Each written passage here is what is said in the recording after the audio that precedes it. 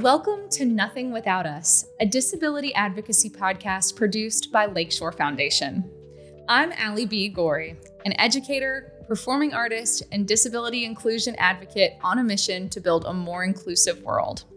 And I believe one of our most powerful advocacy tools is storytelling.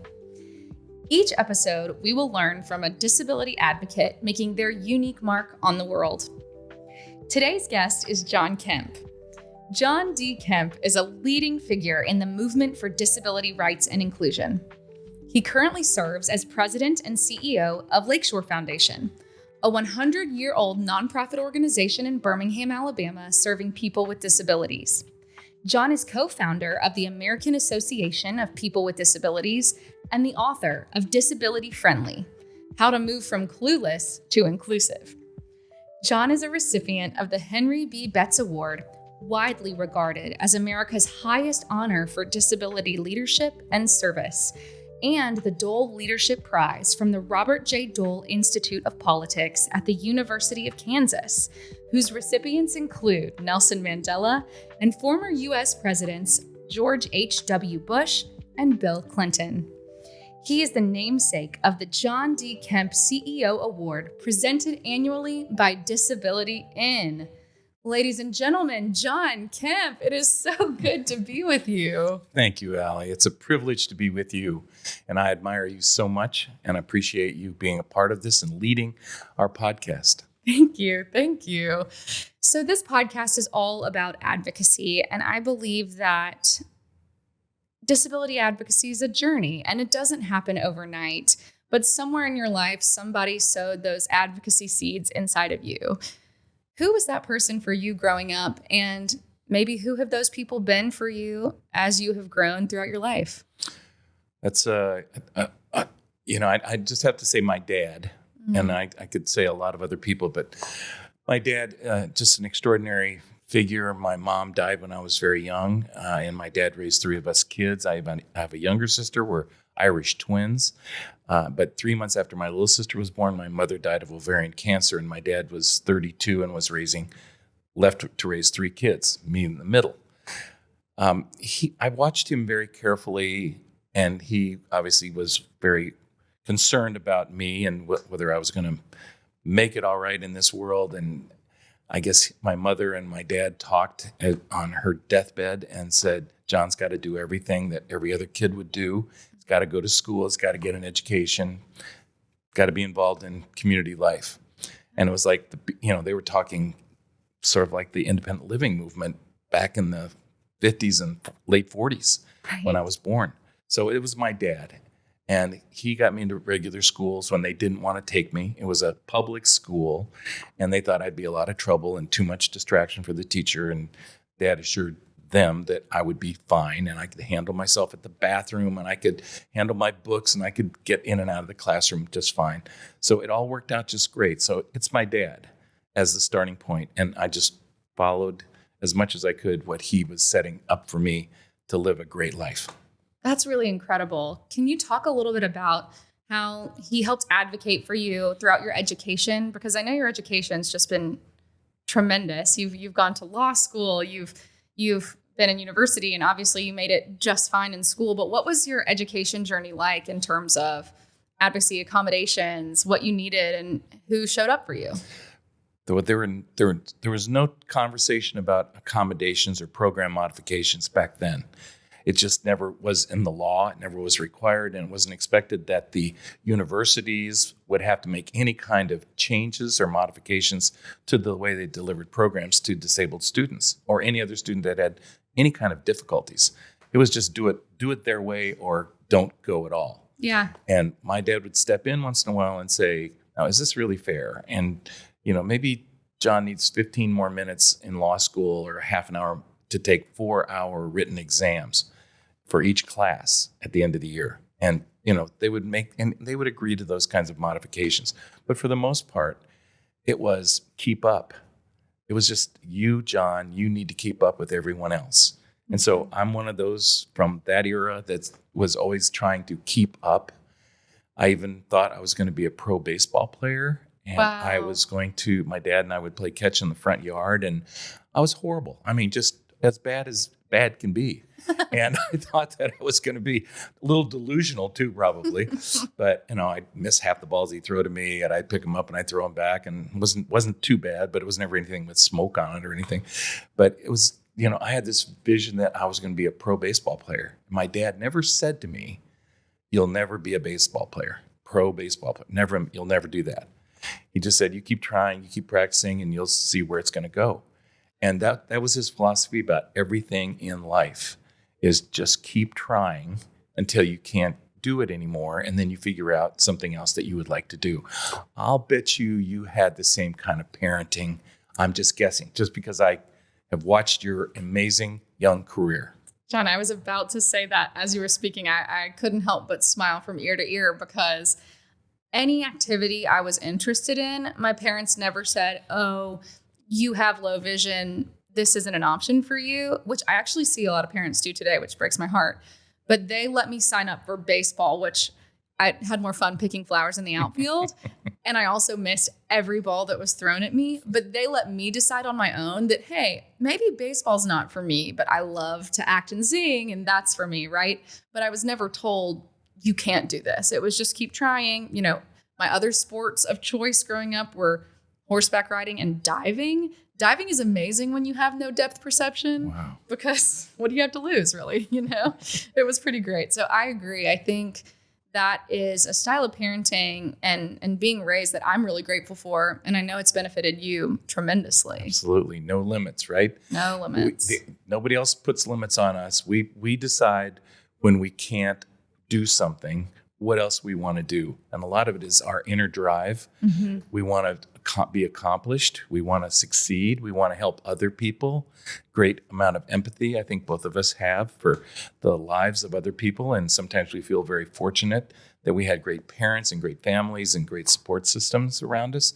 But there are so many disabled people who have no safety net whatsoever. And since most of the disabled population acquired their disability after birth, we know that it's all new to them, and their families don't know exactly how to handle their situation, right, or their spouses or others. And so nobody knows when to put their brakes on and when to say, we're going to let you go until you fail. Mm-hmm. And so we kind of like the fact that we weren't stopped from trying. Exactly. And I feel like we still operate that way, which is amazing. I'm still operating that way. Every once in a while I fail, and that's part of life too. Oh, exactly. Well, moving forward in your career, I'm really curious about your impetus to found the American Association of People with Disabilities. I loved reading about your work here, and I want to hear your founder's story. Well, thank you. This was really a dream that my friend Paul Hearn and I had, and we were best of buddies. We were young lawyers with disabilities traveling around the United States. He lived on Long Island, and I lived in Chicago at the time, and Kansas City. And we would just bump into each other at various conferences.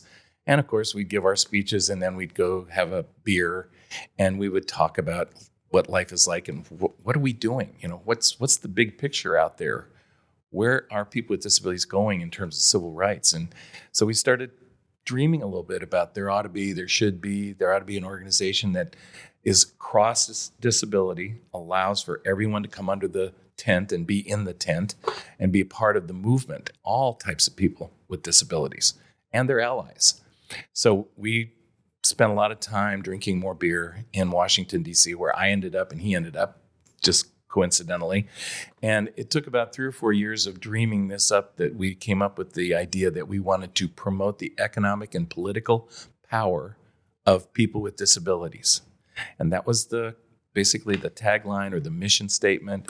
And then we said, we don't know exactly how it's going to happen, but this is what we want to do.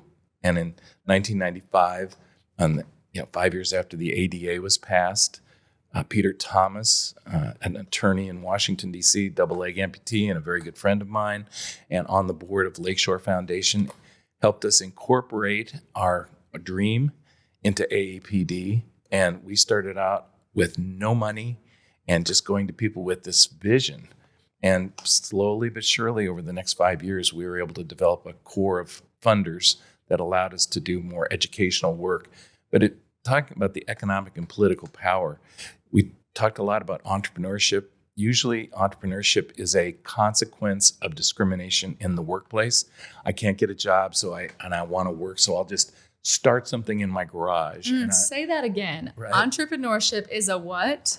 Entrepreneurship is a consequence of discrimination in the workplace. I could not agree with you more.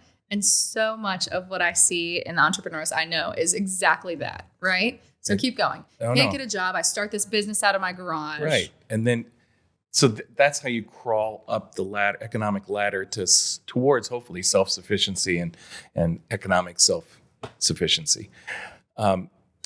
We said that's not right, that it ought to be a fair choice, that if you want to go out and look for a job, you can go work for somebody else, or you can start your own business, and you can find access to capital and credit.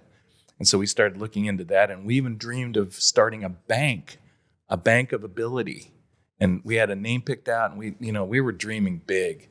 We still don't have that bank set up ever, but the idea that entrepreneurship is a choice and not a consequence of discrimination was a big part of why we started that aspect and wanted that aspect of the economic and political power. The political power side of it was people with disabilities weren't voting. And the difficulty in voting in person brings into play transportation. Can you read the material that is handed to you? Can you understand what's on the ballot? What are the initiatives? Okay, so there's a whole strain of that. And then you think about, we want candidates running for office who have disabilities, who don't necessarily just fixate on disability issues, but include disability issues as part of their broader agenda of what they're running on. And so that's really why we have a two-pronged approach. And AAPD has had its ups and its downs, and it's currently on a big up right now with Maria Town as the president and CEO and a great board of directors. So just think 25, 35 years later, it's just booming, and it's great. That is so exciting. And I think for our fellow advocates listening, it's really important to hear what has helped you move from a place of vision to a place of action, right? Because you talk about the big dreams you had for AAPD. What has actually been the most helpful thing for you in activating those dreams into tangible results? I think the biggest group that we had to satisfy were other people with disabilities. And both of us were leaders in some respects, but we wanted to make sure that what we were doing was resonating positively with other people with disabilities and other leaders. So we took our dream out to them and said, if we do this and we're doing it, will you be with us? And they said yes. And that's across disability. So mental health and wellness, all the way through the most severe physical, cognitive, sensory disabilities. We just linked to all the audiences that we thought were relevant and said, if we do this, it has to play well with you. And if we didn't get their support, then I don't think we would have done it. So we knew that once we got their support, we could go to funders, we could go to foundations who cared, we could go to corporations who cared, and we were able to generate enough money that it started to feed on its own.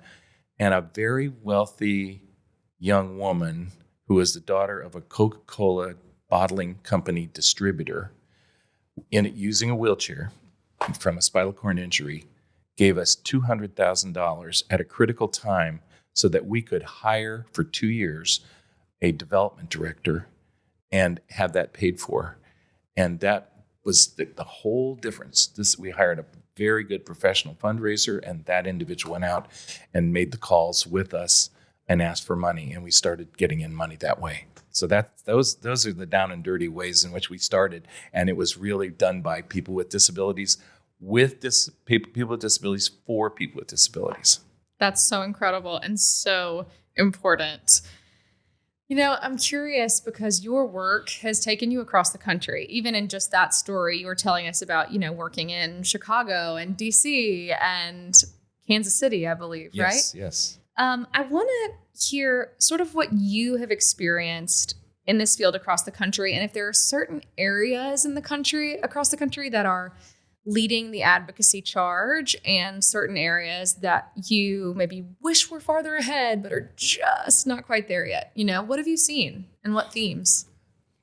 I'm really glad you brought that up, because I've often associated some geography with the leadership of the disability movement. And certainly the World Institute on Disability out of California, Ed Roberts and Judy Heumann, just a mecca.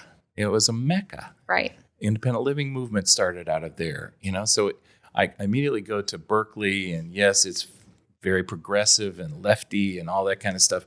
But the folks who are there really just believed in fairness and equality and inclusion. And they got it early. And Ed was just a remarkable individual who I had the privilege of speaking to. Anyway, another pocket of where leadership popped up was Kansas. This is the weirdest thing, but there, Bob Dole. Yeah. Who, just got shot to pieces in Italy in World War II, and came out of there and went to law school at Washburn, where I ended up going to law school. And he and I became friends when he was first elected to Congress, and then, in the House of Representatives for one term, and then became a senator. And I met him when I was a freshman at Georgetown University through the Easter Seal organization. But from Kansas, and I had lived, my dad was still living in Kansas. So there was a whole network of a bunch of us folks from Kansas who were part of the disability rights movement. In the last 25 to 30 years, I'd say Long Island, New York. And it's the strangest thing, but it's Long Island, New York has produced Paul Hearn and a whole bunch of really talented folks. They sometimes leave Long Island to go other places, and that's fine, but they don't give up their advocacy. So there are pockets, and I could pick other places. Boston. DC is where a lot of people end up, but they don't necessarily start there. Yeah. But I would say those are the areas that come to mind. And now I see Birmingham starting to blossom, and I see an Alie B Gorrie blossoming, and I see Culture City, and I see a lot of United Ability, a lot of different organizations here who really have great messages, and it's starting to resonate with everyone. And I'll just say one more thing, that the fact that we've had children with disabilities going to school with non-disabled kids, and other people would say typical children, or typically starting children. It's like, I never got that phrase, by the way. But anyway, either. I don't get that. I thought I was pretty typical myself, and you too. But the fact that we've put kids with disabilities with kids without disabilities, and they've grown up, and then they get out of school and they look like, well, where are the disabled workers? Because I went to school with disabled kids. Something's missing here. And why is that happening? And I think they're very attuned to the fact that inclusion means people with disabilities belong in the same place. So that I think is probably a long answer to a very nice and short question. These are the answers I live for. I want you to tell stories. We're going to take a quick break, but we will be right back with a little more. All right, John, I'm so curious. What brought you to Birmingham, Alabama, and to Lakeshore of all places? I grew up here and went away, and now I'm back, and I want to know what brought you here, because I never thought I'd end up in Birmingham. I might say the same thing, but I fell in love with a woman who lived in Birmingham, and after we got together in Washington, D.C. and got married, and we're together for 20 some years and in two different locations in New York City area, the second place, she said, I've got my kids, we've got 5 grandsons, all in the Birmingham area, and I really think we should end up there. And so we started thinking, well, we're going to end up there. And this position came open before I was ready to ever stop working. And I was asked if I would consider it, and I did, and they accepted me, and I came in just absolutely been the most amazing place I've ever been. And I have been to and run some beautiful organizations, big national affiliated organizations, the Viscardi Center and Henry Viscardi School on Long Island, which is incredible, with very severely disabled, medically fragile children and adult programs and all of that. But then to come to Lakeshore and realize it's a local organization that also plays nationally and internationally, it has just been incredible. And so we have a very wide agenda and a very wide mission, but the most important people are the 3,700 to almost 4,000 members who come here 13,000 times a month to work out, to take care of their health and physical well-being, to swim, do the inclusive sports, climb rock walls, which I can't even imagine I could ever do, which I don't know if you think you can, but I'm pretty sure I can't. Tandem bicycling and all of that. We just do it all. But we also advocate for the quality of their lives in all areas. So it's not that we just focus on physical activity and health and wellness. We look at advocacy for a quality of life. So important. I'm curious, when you first entered Lakeshore, right? You first come through the doors. What were some of your first impressions? What did you think? What was your first experience on campus like? Well, I guess I had cheated a little bit because I had been here twice before when I came as a CEO of United Cerebral Palsy National Organization, and I came to see the affiliate. And then I came to Lakeshore to speak. And I saw this beautiful place, and I was like, this is incredible, right in the middle of Birmingham, and just could not believe it had all the assets that it had. So I go back, and years later I come back again, and I'm meeting with corporations, and that was wonderful.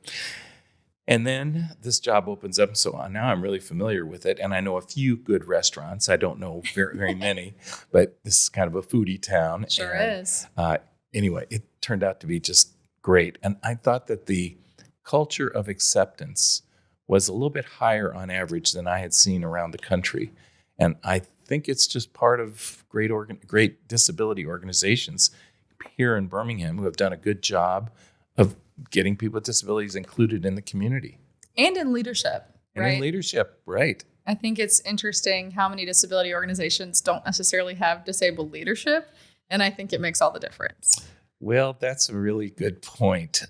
It's one of my causes right now. And if I were a board member of a disability organization and didn't consider all the qualified individuals with disabilities first, I'd have to ask myself, am I part of the problem or am I part of the solution? Correct. Ooh, that is so true.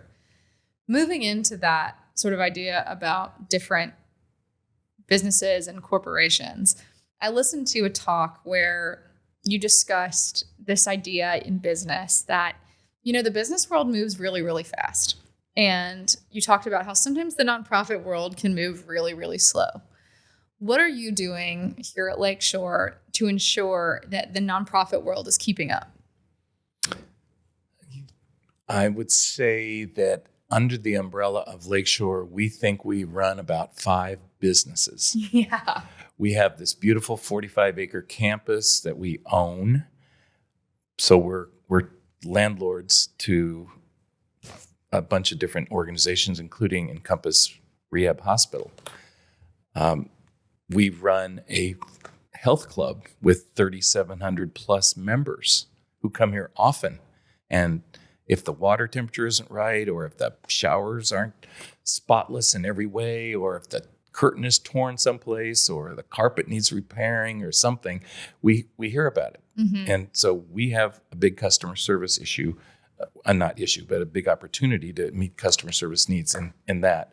We just opened this Sports Science and Performance Center, which is for elite athletes primarily, but for everybody with and without a disability who wants to find out their baseline data on how fit they are. And it's really kind of scientific. Wow. We have a VO2 max machine. We can measure body weight, mass indexes. We can test people in every which way possible. And it's primarily for our 3 Paralympic teams that are call Lakeshore their home. Wheelchair rugby, boccia, and para powerlifting. So players come from all over the country to try out and play here. So we've got that. So we've got Sports Science and Performance Center. We've got our Paralympic teams. We've got our landlord role. We've got our health club role.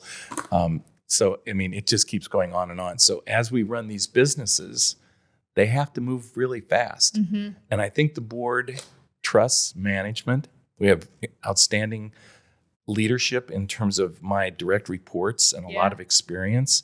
So there's a great deal of trust, and we never surprise the board with any problems. And that's the secret of being I think a good CEO is you share everything. You tell them the problems and you tell them the successes, and they're informed. And if you want to keep it running and keep it going, that's my job, is to keep the fires burning and everybody passionate. But these are smart leaders, and they want to go as fast as they can too. So the board lets us run. That is so encouraging. And it shows so much integrity on your part with your honesty and your upfrontness with your board. That's a beautiful thing to hear. And we all have heard stories of otherwise. So it's really, I'm very grateful to hear that and to hear the way that this place operates, because it is such a machine, and it's a beautiful and inclusive machine, but it's got so many moving parts. And I love that you're really keeping them moving fast. I'm curious if you have any favorite stories since you've been here, favorite stories about interactions with members or athletes or opportunities and competitions, or just any of your favorite moments. Well, the first week I was here, I had seen this couple walking in, and the woman was walking slowly and kind of favoring her left side and her left leg. And I watched them walk in, and then I went out to the track area in our field house, which is an eighth of a mile walking track and jogging track. And I saw this gentleman with his arm around, turns out, his wife. And so as they came by where I was, I said, I just want to introduce myself. I'm John Kemp. I'm the new president and CEO of Lakeshore Foundation, and I am humbled to be here, and I just want to know who you are. And they said, well, we're so-and-so and so-and-so, and we met when we were in high school, we fell in love, and we've never been apart. And my wife sustained a stroke, and I said, we will never be apart, ever, no matter what happens. And said, so she needed to come here, and he said, I come with her every day, and I walk with her to make sure she doesn't fall and that she gets better and better. And I see them still to this day, not as often, because I think she is really improving tremendously, but it touched my heart that people, when they make the vows and they say, for better or for worse, it means something. So to me, while they were taking care of their physical fitness, they were also emotionally connected, and they stayed that way. Then we have a facility dog that I love, Toon. Toon is our dog, and I was able to work with a company that had developed these dogs that help nonprofit, help other organizations. And a facility dog you can hug and pet. A service dog you can't. Yeah. All right? So we get Toon, and Toon turns out to be all the members' dogs. All right, dog. Every member of our organization who comes through thinks that Toon is their dog and hugs on her and tries to give her treats and brings her Christmas presents and holiday gifts and all this kind of stuff. It's just loving. And then Toon runs around all of our offices and keeps us all kind of inspired. And so we just feel good about it. But what I really love the most, I guess, about this is there are a number of people with disabilities who work here. Mm-hmm. It's not an overload. We didn't overcompensate. Sure. It's a representative number of people with disabilities. Maybe 20, 25% of the population of Lakeshore work staff are people with disabilities. Which mirrors the population. Our country. Exactly. Yeah. So I see a guy with a prosthetic leg, and his name is June, Joon. And I say, June, you do it. I love your leg. I have kind of old school legs. And I said, tell me about it. And so he's got he's showing the pipes. He's showing, just the prosthesis itself. It's not covered up with kind of a cosmesis, cosmetic treatment and trying to hide it or something. And I was like, so why do you not have it covered? And he said, why would I cover it? This is the way I am. And I had covers on my pipes on my legs, and I took them off and never have put them back on. And wow. He was like helping me understand, and I'm pretty well along and well adjusted and know who I am and what my limits are. But it was just really astounding that I can learn, and I learned from one of our really great employees.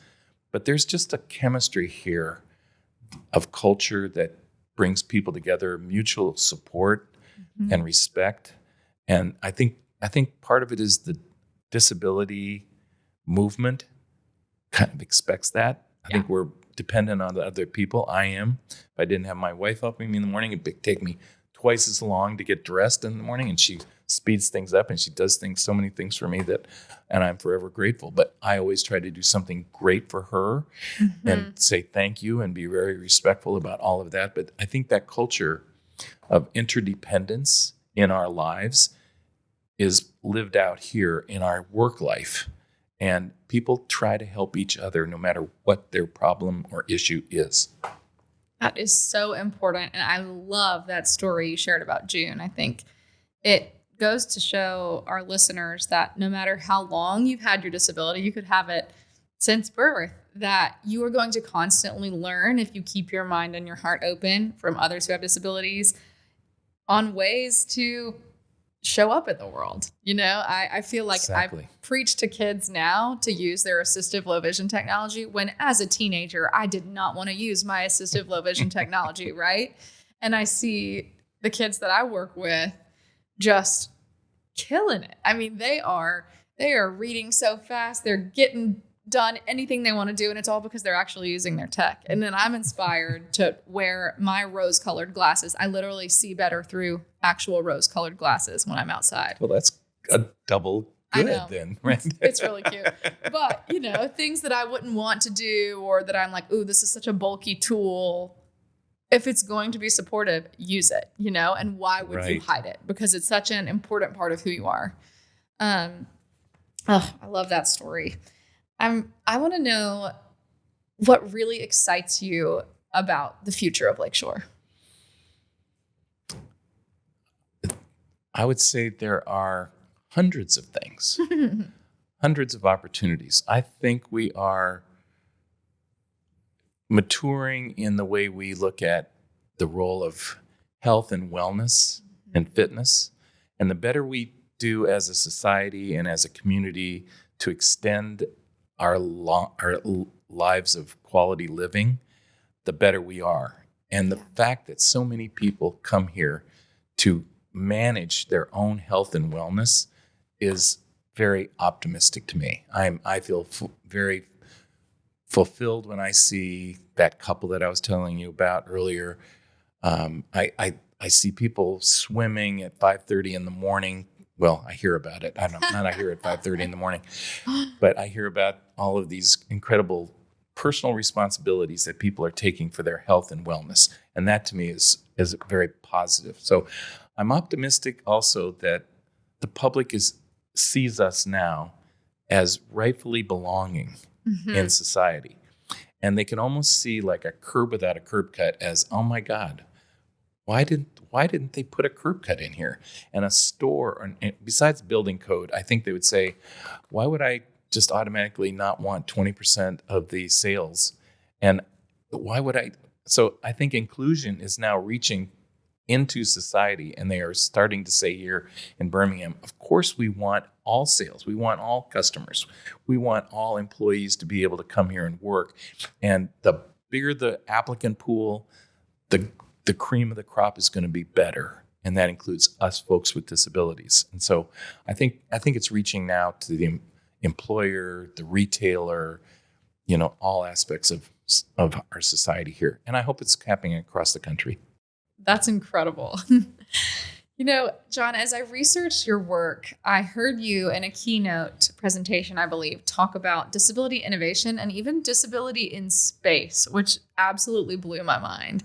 Can you talk to me a little bit about the importance of disability in the innovation space? I think so much innovation that is occurring in the world has its origins in disability. There are a lot of examples of it, but one of the exciting ones I think that's going to happen is that going to space, going to Mars maybe, colonizing the moon, whatever it might be, but being able to get into a spacecraft and fly. The question is, do you need sight? Do you need hearing? Do you need to be able to use your legs and hands and feet? So sometimes all of those, actually almost all of those things can be addressed by and accommodated by alternative means. And maybe they're sometimes not necessary at all. Mm-hmm. So I randomly observed this call for going to space, or taking a zero gravity flight anyway. And it said, send in a 2-minute video and fill out this questionnaire. And I'm here at Lakeshore, and I'm thinking to myself, I'm still in my first year. I thought, well, what the heck? They're looking for how to try to make space travel accessible. And so I did this video and sent it in, and I was selected as one of 16 people to go to Houston Johnson Space Center and take a zero gravity flight. But there was a lot of work and weekly meetings for about 8 months leading up to it. There wasn't anything like, don't eat this and don't eat that, because people can get sick on a zero gravity flight quite easily, but that wasn't it. It was more about preparing, trying to do tests in a weightless state and using my prostheses to be able to move items around. And they were all doing tests that they wanted to find out. One guy was is paralyzed, and trying to figure out, well, how do they compensate for not being able to use, because they design for the person who can use their legs. But then they realized maybe that's just extra weight and extra limbs that they don't need. Mm-hmm. So anyway, I took part in Astro Access's zero gravity flight about 2 years ago out of Houston, and it was remarkable. And we went up and did 18 parabolic maneuvers. And so you dip down and you're just like pressed against the floor of the plane. They've taken out all the seats of a 727, padded all of the walls and ceiling and everything. There's only 2 rows of seats in the way back. And when you hit the bottom, you're on the floor. And I took my legs off and only had my arms on.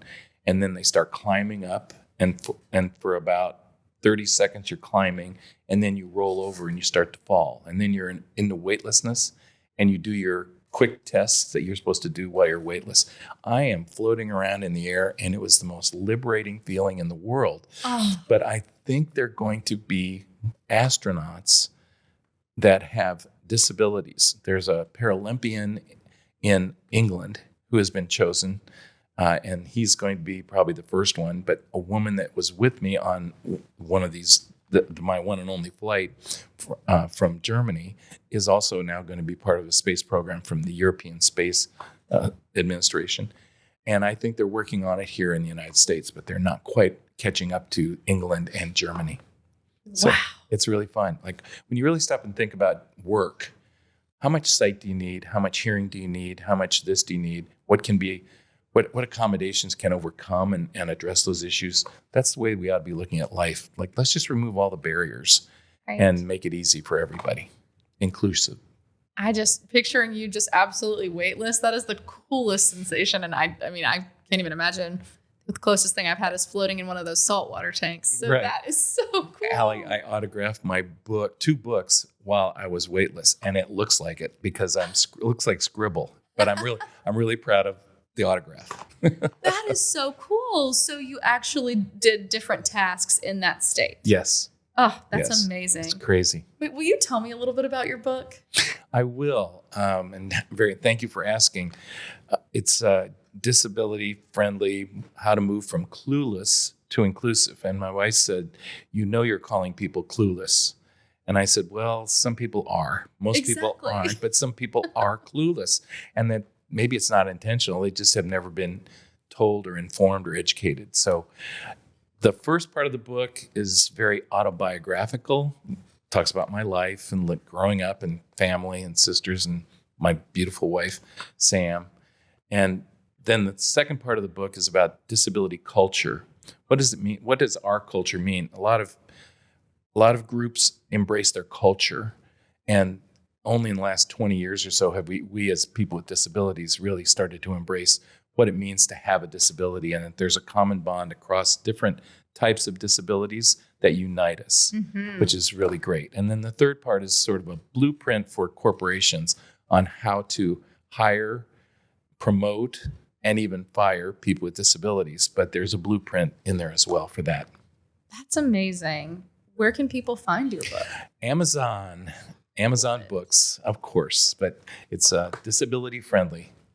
Love it so much. Everyone, go out and buy this book right now.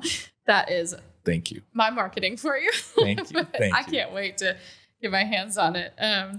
Now, I know I strayed a little bit, but I want to get back into the innovation space just because I think it is so unique. And quite frankly, I don't hear conversations about disability and innovation enough, even though I feel that disability is such a key driver for innovation. What have you seen lately that really, really excites you in this space? And how can we learn about the ways that disability and innovation are connected? Well, from an amputee standpoint, I will say that I think there's going to be more embedding of prostheses into people's joints and bones, and that whether they're detachable or not, that at least they'll be embedded, and they'll be operating off of brainwave technology and be natural. There is even through what used to be called the Rehab Institute of Chicago and now the Shirley Ryan Ability Lab, you can now, with a prosthesis, tell whether something is hot or cold. Wow. And which is just almost unheard of and just incredible.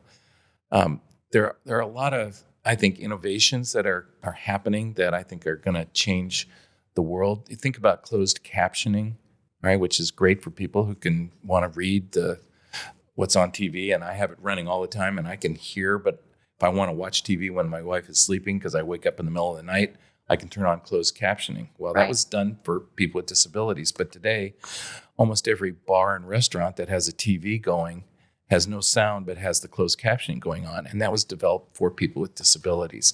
I mean, just little examples of that transfer, the tech transfer that happens is very, very helpful to a lot of people. And then there are just hundreds of stories about mobility and the kinds of ways in which people move themselves around. I think you're going to see this in airports. There's not going to be a wheelchair pusher for somebody who needs it. It's going to be kind of a Waymo device that you say, program this to go to gate 12 and make a stop at a restroom for women or for men, and it will handle all of it. And I think this is all going to happen. So just in our personal lives, be able to function more independently and have a higher quality of life. That's what I'm excited about. That is so exciting to hear. Where does AI fit in all of this? And what are your feelings on that? I'm not afraid of AI. I realize that there can be a whole lot of abuse, and I think we've experienced it already with, voice imitation and being tricked and tricking older people primarily, or people who are just naive and think grandma's calling and she needs money. And, it's like they just copied and used her voice. AI has such tremendous power, and I think more good will come from AI than bad. So I think for our ability to work and our ability to function and live a good quality life, AI is going to be extremely helpful to speed up the innovation that's occurring. And I'm very positive about it. That's really, really exciting to hear. As we wrap up our time together, which is so sad, but all good things must come to an end, I'm curious to hear from you, if our listeners are really wanting to ramp up their advocacy game or show up in a different way or show up as stronger advocates for disabled people, what advice would you give them? I would say belong to some organization, be a part of it. Don't sit on the sidelines and whine about life. You got to get in the game. I think AAPD and its network of Rev Up in various states. So there are 30 states that have Rev Up campaigns for voter registration and voter participation. I would strongly urge people to join in that kind of a civil rights kind of opportunity, and you got to belong to do it. I don't like sitting on the sidelines and complaining without being a part of the solution. So you can whine, and I can whine, and I do plenty of whining, but if I don't try to solve the problem and identify, then I really don't have the right to complain. You got to vote. And I know voting in some states is very difficult. And I worry a little bit about Alabama and making it harder for a lot of people to vote. And it's challenging. And I will battle that at the right time. But I think I'd like to see more candidates with disabilities running for office, Alie. And I'm talking to you. Let's go. And get in the game. Be in the game. Get in the game and get involved with disability organizations that are close to you. That is such good parting wisdom from John Kemp. Thank you so much for being here for this inaugural episode. We are so grateful to be in this world that you are in. Thank you so much. Well, thank you. And we couldn't be prouder that you are our host of our podcast. So thank you very much, Alie. And I hope one day I'm going to interview you and ask you these questions. And I can't wait for the answers. I can't wait either. Thank you. You're welcome. Thank you so much for joining us here at Nothing Without Us, a disability advocacy podcast. If you like what you heard today, please be sure to share an episode with a friend, subscribe, and join in on the conversation. And we really do want to hear from you. So if there's a guest or someone making a splash in the disability advocacy space, let us know who you want to hear from, and we would love to invite them to be a guest on our podcast. Thank you so much for joining us, and we'll see you next time. Nothing Without Us, a disability advocacy podcast, is produced by Lakeshore Foundation, Alie B. Gorrie, Terry Scrimshire, and me, Patrick Tomley. For more information, visit lakeshore.org.